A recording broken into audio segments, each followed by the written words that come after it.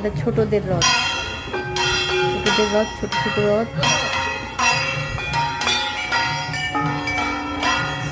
ছোট রথগুলো টেনে টেনে নিয়ে যাচ্ছে সব। এটা আমাদের এখানে জাগ্রত হনুমান মন্দির।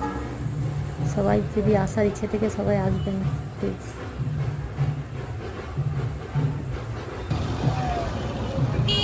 ওই রথ টেনে টেনে নিয়ে যাচ্ছে এখানে, এই যে রথটা আমাদের বাজার পর্যন্ত নিয়ে যাওয়া হয়, সেখানে রেখে দেওয়া হয়।